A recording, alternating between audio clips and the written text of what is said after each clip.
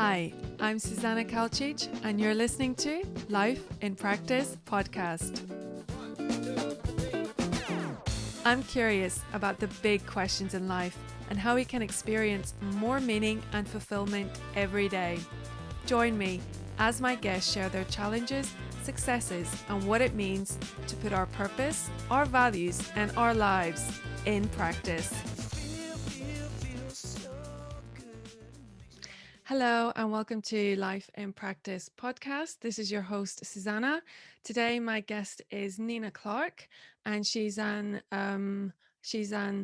entrepreneur and founder of Nightire, the urban sleep company. Welcome, Nina. Thank you so much. Thanks for having me. Yeah, so we connected at a Virgin startup thing where Simon Sinek was a speaker, and I'm a huge fan of his. So going with that, I'm going to go straight into the why. So I want to know, Nina, what is the why behind why did you decide to become an entrepreneur and to start this nightwear company? That is my favorite question. So I'm glad we're starting there. The why for Nightire is a very strong one. So I think it's definitely the thing that sort of keeps me going even when the times are tough. And I guess that is the big reason behind the why, to sort of keep you passionate even when sales are slow, or a journalist hasn't gotten back to you, or a parcel is getting, has been lost, or whatever the case may be. And so I'm really chuffed to be working on a brand that stems from, to me, a fairly strong why. So just a little bit of background, and that sort of flows into my why on how I started Nightire and why is a couple of years ago, when I moved to London with my husband, I started struggling with sleep. And during the months of insomnia, I did a whole lot of research into the sleep industry. And one of the things that I picked up on that I thought was really interesting was that body temperature actually has a big effect on your sleep. So it either can sort of keep you from falling asleep because you're so uncomfortable, you're either very sweaty or you're freezing cold, but also sort of your body temperature goes up and down during the day, and that actually affects how awake or how tired you can be. And then during the night as well, your body temperature fluctuates, and that sort of can move you from a deep sleep into a lighter sleep, and so it goes. And so wearing fabric that actually sort of helps to keep your body temperature even is super important and can be a real game changer if this is something that you struggle with when you sleep. So I picked up on that little tidbit and absolutely ran with it. And I thought this was really interesting and totally bizarre that there weren't many sleepwear brands out there actually speaking to that need and creating more of a functional product. And at the end of the day, I decided, cool, well, this is the product that I want to create, and this is the gap in the market that I want to fill. So I did further research into the different fabrics that could actually work and sort of appeal to those issues. And I found that bamboo is actually the very best fabric when it comes to that. It's got great temperature regulating properties. It's moisture wicking. But then it's got a whole lot of other hugely beneficial properties as well. So it's vegan, it's organic, it's antibacterial, it's very kind to skin, and all the rest. So long story short, finally ended up with this sort of product that I found was hugely functional and could actually tackle some of the issues that I had with sleep. And that's a whole big reason behind the why, I suppose, as well, is helping people to sleep better at night. And I wanted to tackle that through the actual product, but then also through the content that I create and that I share on social media, on the newsletters, on the website, and all of that. And so it's sort of a two-pronged approach, and it's something that keeps driving what I do every day. So if I had to sum it all up, it would be helping folks to sleep better at night. Yeah, and like sleep is so important. I mean, for myself, the past 2 weeks, I haven't been able to sleep well at all. And then when you don't have a good Oh, night's sleep, it just rolls on like for the whole day, and it takes ages to catch up on any sleep. So I'd be really curious to find out, like, what are some of the things that you learned when you were studying sleep? Obviously, you learned about the body temperature, but I was wondering some of the other things that you learned about sleep. so many interesting things. And actually, I've learned so much now that I've actually written a little sleep ebook. And it covers everything from why it's important to sleep, why it's important to sort of set yourself up throughout the day to be able to sleep well at night. So it doesn't just stem from your bedtime routine, for example, literally how you start your day, how you eat, when you stop drinking caffeine, to your exposure to light devices, how stressed you were during that day. Everything can impact how well you sleep that night. So it covers all of that. There's also a whole lot on, breathing exercises, yoga poses that help you to sleep better. As I said, what to eat and what not to eat, all of that. So I've actually put that together, and that's something that gets sent out to every customer of Nightire. So if you, and also anyone who signs up to the newsletter, so it's super easy to get your hands on it. It's really interesting. But yeah, oh my gosh, I've learned so much, honestly. And I think that, as I've said here, I've learned about the cons of not getting a good night's sleep, and also how insanely beneficial it is for every single part of our body and mental well-being and relationships and all the rest. It honestly is just a game changer. Absolutely. Our energy levels, our digestion, our memory, everything. Don't get me started. So if we don't sleep well, what happens to us then, to our mind, to our body, if we're not sleeping well? What are the side effects of poor sleep? Well, it can affect it affects every part of your body basically, but I would say some of the most important sort of immediate effects are on your cognitive and behavioral sort of activities. So one of the most important and scariest findings that I've picked up on is that your reflexes and your decision-making abilities and your your sort of how long your what do you call it, like your lead is, in terms of like how quickly you will snap if you get mad or irritated or hungry or anything like that, is massively affected, literally from like one day to the next.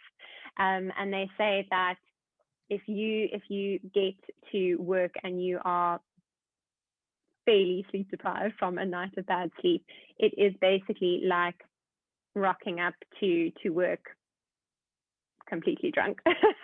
So it's the same level of like sort of cognitive behavioral function that is affected in that way. But then also you will probably be much hungrier, and you would want to eat all the unhealthy foods. So that's definitely not ideal. I think there's also some really interesting findings that have come out on the link between sleep and loneliness, and how it's a bit of a vicious cycle, because if you are sleep deprived, you like naturally want to sort of pull away from society, and you don't feel like you don't have the energy pretty much to interact with people. So you become more lonely. Mm, And then you will become more sleep deprived. But also, when you are more lonely, your like physiology almost like emanates some sort of a vibe. It's not, I don't know what the actual scientific term is, but it like repels people and they don't necessarily want to hang out with you. And that also, again, makes you more lonely, da da da da, and the cycle mm. continues. So it's really fascinating to Yeah, see it's how it affects incredible. every part of your, yeah. And I think Mm. that we all take it for granted, Yeah, actually. totally. And I think what you said about because normally I think, okay, to sleep well, I would think, okay, you need to have a good routine to have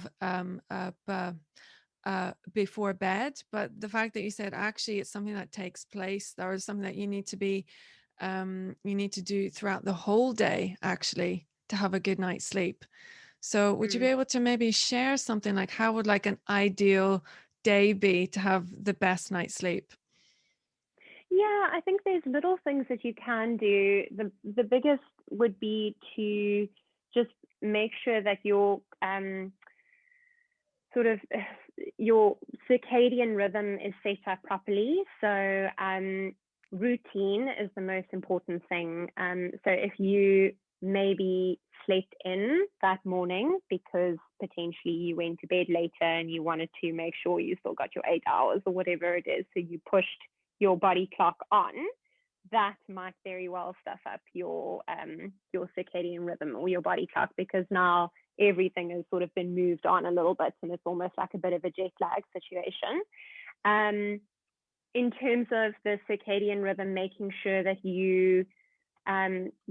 wake up with the sunlight, for example. So get that exposure to sunlight in the beginning so that you can just, you wake up your body at the right time. But then also when it, becomes closer to bedtime, to start turning down the lights, making sure that your home is as Mm, dark as possible so that it can, give signals to your body to start secreting melatonin so that you can start becoming more sleepy.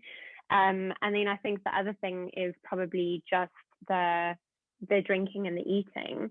So making sure that you don't eat too close to your bedtime and not too heavy meals so that your body's not digesting food instead of getting ready for bed.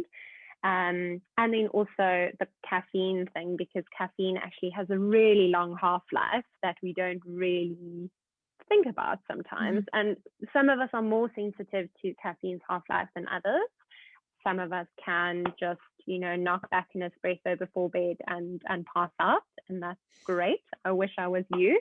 But very, very many of us are actually quite affected by it. And it does mean that the half-life might be 6 to 8 hours still after you have actually consumed your caffeine, which means that, if you have a 4 p.m.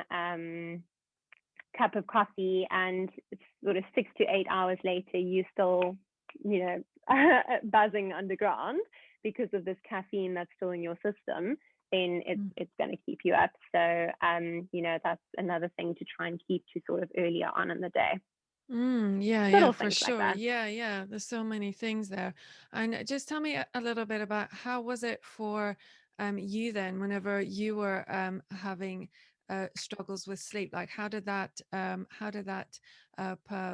present itself for you in your life? What were the challenges that you were going through that made you really realize, okay, I need to do something about this? Mm.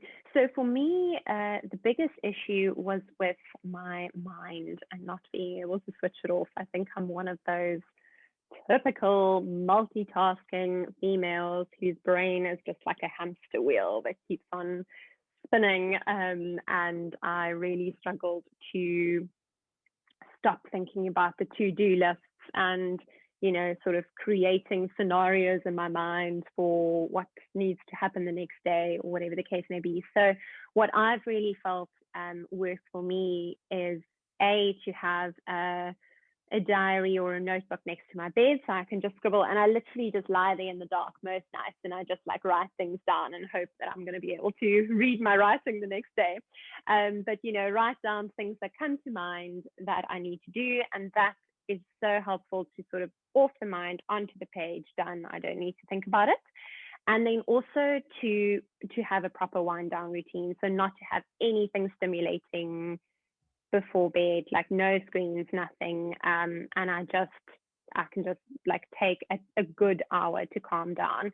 And especially also reading, I find helps with that, where you just sort of, you know, you're in someone else's world, you're not thinking about your own, and you sort of like read a few pages before bed, and then it helps to distract me.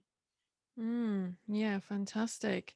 And now I'd like to ask you a bit about your journey as an entrepreneur, and like how was that? So how was that? Did you work full time beforehand, or was it kind of like you like worked while you started your company, or was it you just kind of went for it all, you went all in? I went all in, but it was sort of external circumstances, I suppose, that led to that.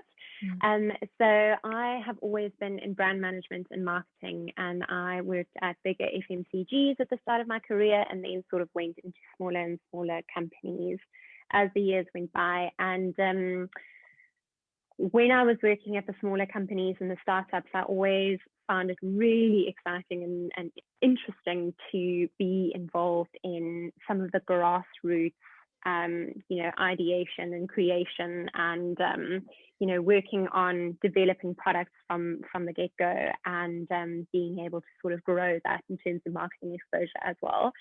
So loved that, and that sort of, I think, planted the seed in terms of my hunger for wanting to work in small business. Then when we moved to London, I worked at another small little soft drinks company as brand manager there, and they sort of went belly up overnight. Huge mismanagement of funds by these two Italian guys that I worked for. And they called us all in the one day and they were like, sorry, we can't pay you at the end of the month. So yeah, bye. And I just actually thought, okay, well, that's a good opportunity for me to just try it before I go back into corporate again. And it, yeah, I think it was also just good timing that I sort of had this idea already that I was hatching on the side, and then this opportunity presented itself. So I pretty much went into, I would say, almost like a self-created MBA program in terms of just like crash courses and absolutely everything to do with setting up a business. And then, yeah, I just went for it. I was still doing a bit of, you know, consulting on the side and working with other companies here and there as sort of a freelance, and then also doing food reviews quite regularly. So, you know, I did have a few fingers in different pies, but Nightire was always like the main focus. And now it definitely is 100% taking up all of my time. That sounds really, really great. Yeah, especially like sometimes when these things like when you like what happened with your job, like it seems like it was a bad thing, but actually it gave you the chance to do what you really want to do. So I think that's really Mm, cool. I want mm. to ask you, so if there's a person right now who maybe wants to start their own company, what would you advise them from the experience that you've had, from like, at I, that very, very yeah. start, that very starting bit? Oh, gosh, I would say just start. I've spoken to so many small business founders and wannabe entrepreneurs who, you know, have great ideas and they're so keen, but they just find it so overwhelming to climb that mountain that is, you know, actually needing to think of all the logistical things, but also all the sort of creation of everything from the brand to the product to whatever it is. And I would say just just get into it. Realize it's going to be tough, because if it was easy, everybody would be doing it. But I think if the why is strong enough, if the driving force is there, if you're so passionate about it that you're like, I can't not do this, it's actually going to kill me, then just get going. Don't be put off by funding or not having a big fancy business plan or anything like that. Just start small. Just start, doing research. Just start talking to people. Just do like a little prototype and suss it out and take it to the market and see what happens. I think we sometimes such perfectionists as well, where we want everything to be perfect from the get-go. But that's the beauty of being a small business, is that you can just, it's not like you exposing this thing to like millions of people, and if it fails or if it's not right and you need to tweak it again, then like half the world is going to be disappointed. It's fine. That's why we start small, and you can just go with it. So yeah, that's probably what I would say. No, yeah, that sounds fantastic. Great. And what have been some of the main challenges that you faced Whew, so far? so many, but I would say the main one is definitely in the supplier category. So finding the right supplier, someone who you can hold hands with and trust that they are creating a product that you can put your name on and that you can be super proud of, and that they are executing your vision. Because, at the end of the day, it is a big part of a product-based business, is to make sure that the actual product is being made with as much love as you put into designing it and all of that.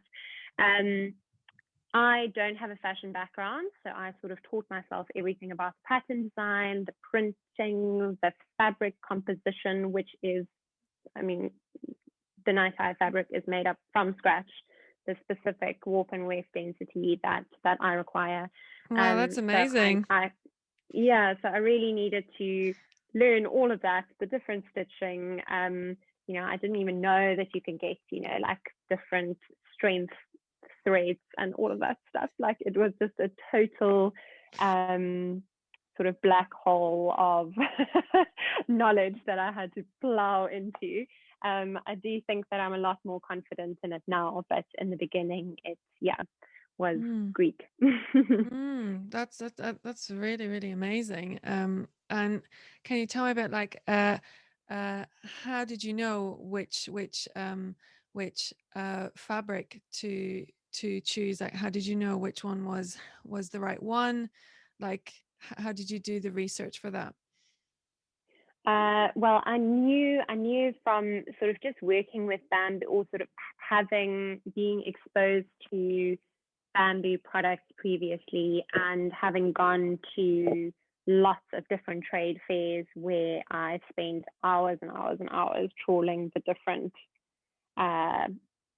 stands and touching and feeling every kind of fabric, and speaking to owners of the different fabric houses about all the different kinds of options that were out there. I knew bamboo was going to be the one, but in terms of actually finding the specific thickness, that was just total trial and error, getting a whole lot of samples and just trying it out, making it into actual PJs, wearing it, asking friends to touch and feel it, and just sort of stress testing it, I suppose. Wow, fantastic. And then, so when you actually had when you had the product, when it was all done, can you tell me a bit about what was the launch process like? How did you get the word out into the world that your product was ready? Yeah, so for me, it's always been a soft launch. I haven't actually done a massive event. I haven't necessarily sent out product to influencers or journalists en masse. It's always sort of just been, I've been a lot more selective, I think, with who I contact and who I send product to even. Due to budget constraints and all of that, I've just had to be really creative with it, and also just to try and make sure that it lands in the right hands, because I think, and I didn't do it right in the beginning, and now I'm only learning to do that, but to just make sure that you are not just speaking to either a journalist or an influencer blogger, whatever the case may be, who maybe has a lot of followers or has big exposure, but it's not really the kind that you want or that's going to lead to sales. So yeah, so I think, it's always been a slow burn with Nightire, just because I've in the beginning, I wanted the marketing to be organic. I wanted to sort of see what works, what doesn't work before I throw money behind it. And now I just feel like it's still great to do it organically. I still get so much pleasure out of, people just sort of finding out about it through recommendations, but then also, I guess using platforms that don't require a whole lot of cash to be spent on it, where the product can just speak for itself. So yeah, it wasn't a massive bang, but slowly but surely been working on it. Fantastic. And can you tell me a bit about the uh, uh, the uh, the feedback that you've received from customers? Like, how has that been? How Uh, they enjoyed the product, and what was their experience been? Absolutely. I mean, I can't speak for every customer, but I definitely do think that it is quite a game-changing product in terms of the feel of the fabric, which is insanely soft. So I think that's the first thing that people feedback on. Also, the fact that it's bamboo, which most folks are like, what hell is this even made into, like the softest fabric ever? It's bizarre. But then I sometimes get emails, calls from people going, honestly, it's just like changed my sleep forever. Because it really does regulate your body temperature. So Mm, it really, really is a functional thing.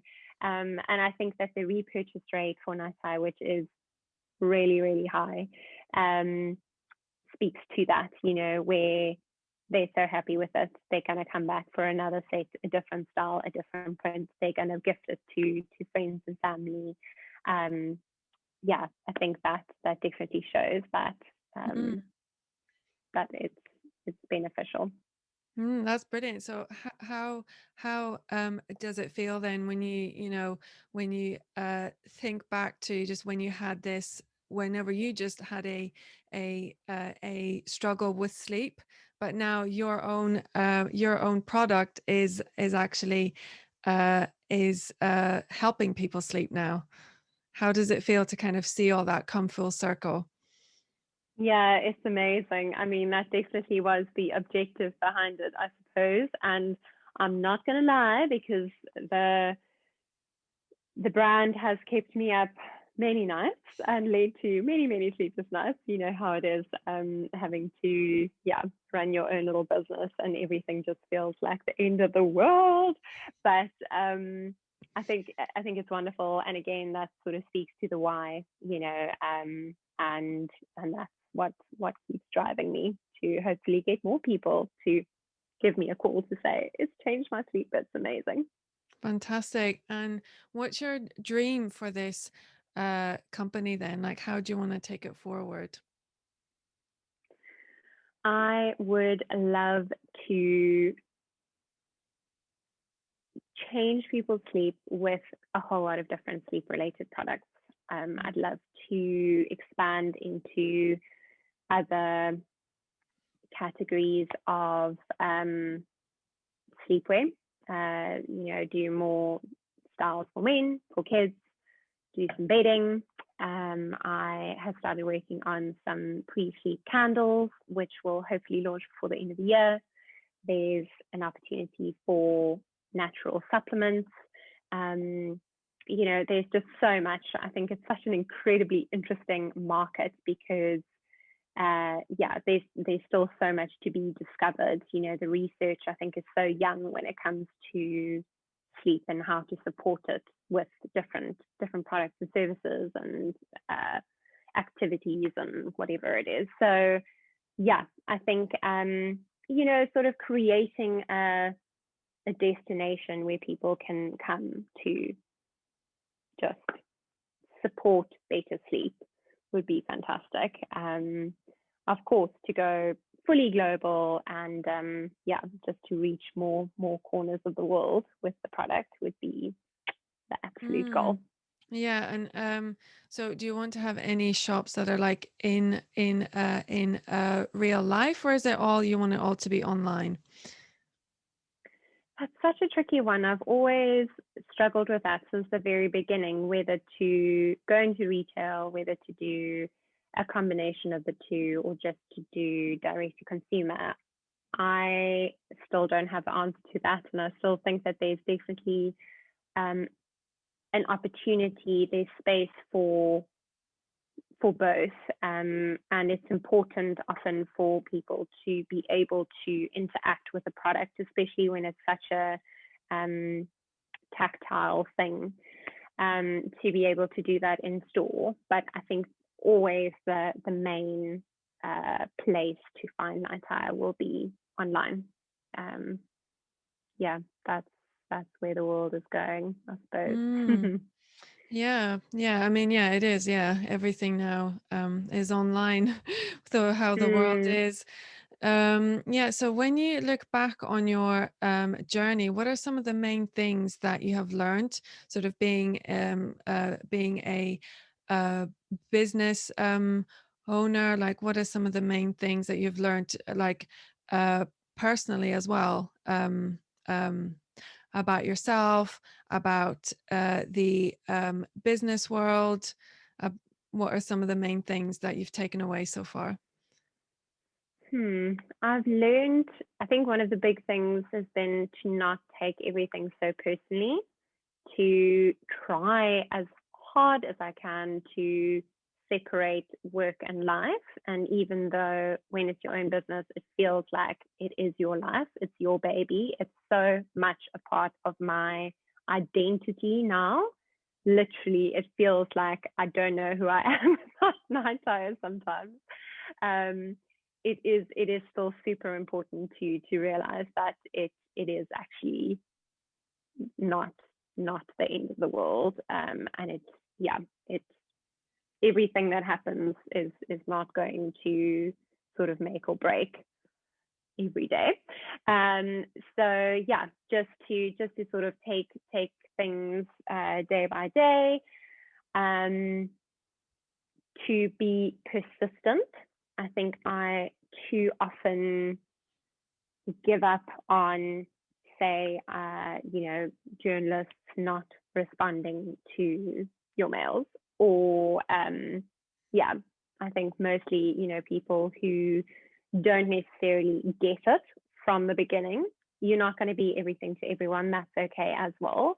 But to be more persistent, I find that so cringy sometimes. But I think that you got to just follow your pride and keep hammering at it, because sometimes we're all busy, we all get a lot of correspondence, we all are bombarded with things daily. So we just gotta make sure that we can sort of cut through the clutter. I would probably say those are some of my biggest findings. Mm.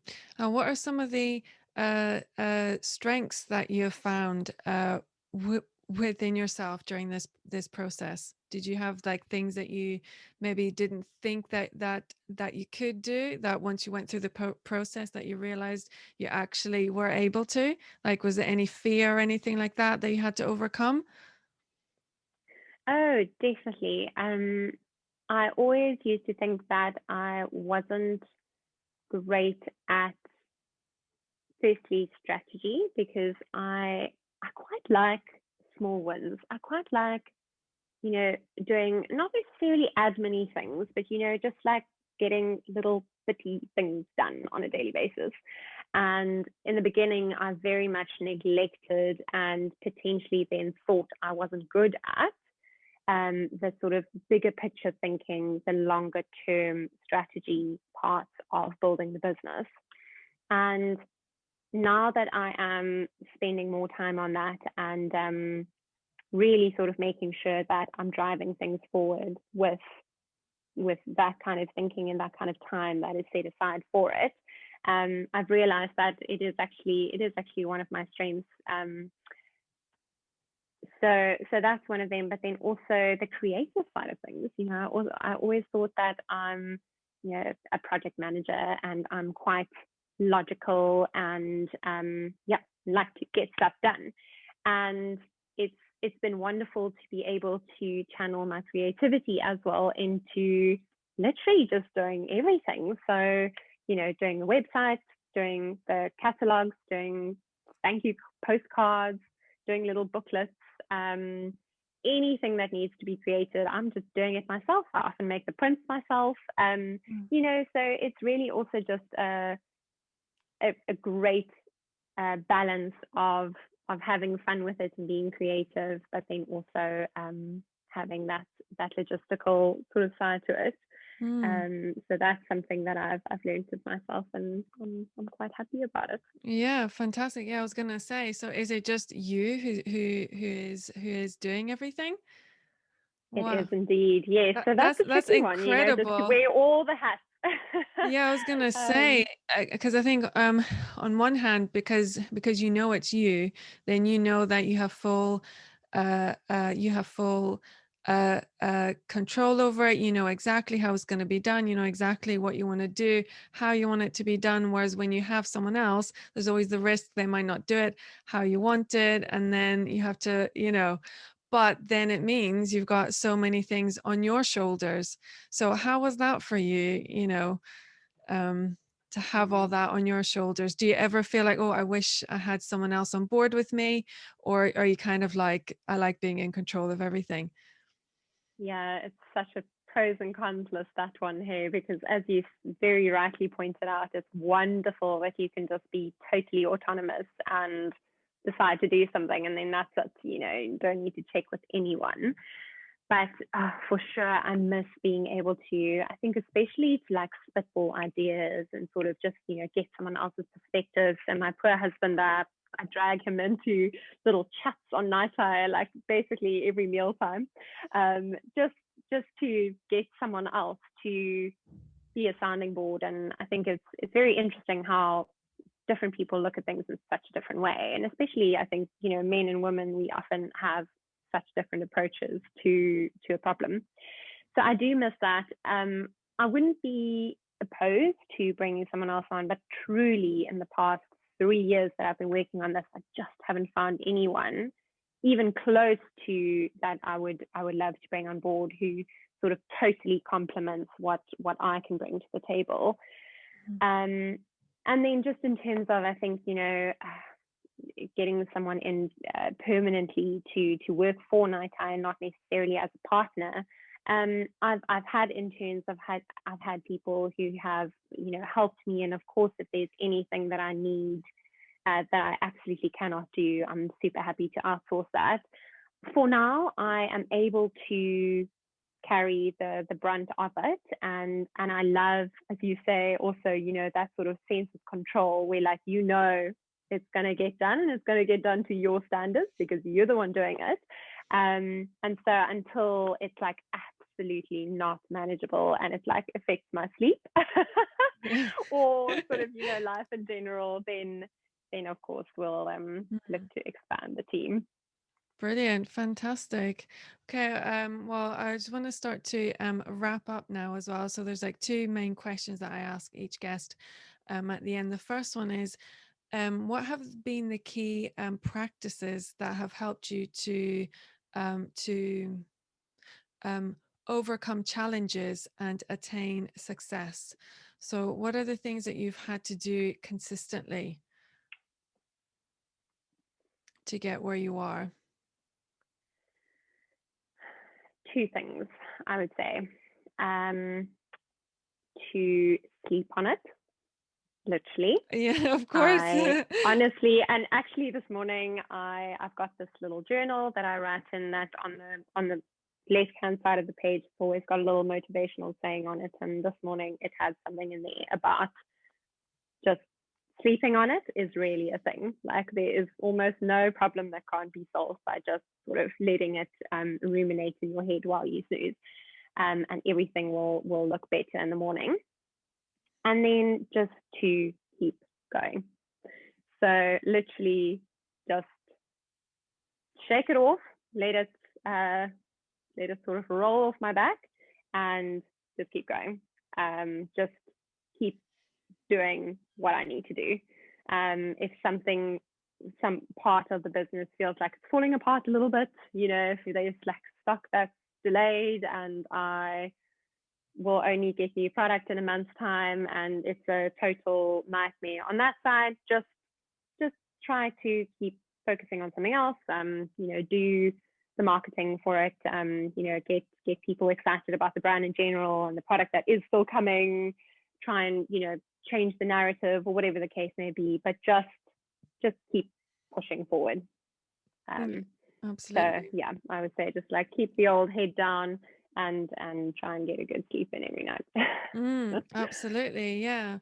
Fantastic. And what do you value most and how do you put it into practice? When it comes to Just like maybe whether you value maybe something like compassion, or you value like kindness, or courage, something like kind of like a principle, or a value, or quality, something like that. So you already mentioned it, and I think kindness is definitely the thing that I value the most. Mm-hmm. I reckon that very few problems can't be solved with a little bit of kindness. When you interact with someone, whether it is a customer, whether it is your supplier, to do so with kindness will always, I think, get the best results from the situation. And people will go a long way, much further to help you if it is approached with kindness. And I think that's so difficult to say because my gosh, we can, life can feel very stressful, and it's natural to take that out on people in certain situations. But yeah, kindness never kills anybody. So I love that. Absolutely. Brilliant. So if people want to find out more about you and uh Nightire, what's the best way to find you? I am going to tell you now. Sorry, I just quickly want to plug in my laptop. Give me 1 second. Yeah, no worries. No worries at all. Sorry about that. It is about to die, and we do not want that. Should have put that in as well. Okay, so you can find Nightire on the Nightire website page. So it literally is just nightire.com. I would say that's the easiest place to find out more and everything that's available. Nightire is also sold on a couple of different marketplaces. Sometimes we're in different pop-ups, specifically in London. But it's Nightire is the one-stop shop platform for everything that you would like to find out about it. Fantastic. And are you on Instagram as well, if anyone wants to find you on social Yes, media? indeed. And it's also just Nightire is the handle. So it's nice and easy. Brilliant. Fantastic. Thank you so much, Nina. This was great. It was really great to find out about what you've been doing. And I think it's amazing how you've done all this by yourself. Like, it's incredible.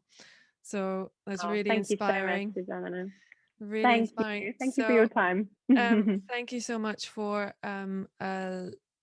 listening. If you enjoy this podcast, please subscribe. And if you think that Nina's journey could inspire someone, please share it. And I'll catch you in the next episode.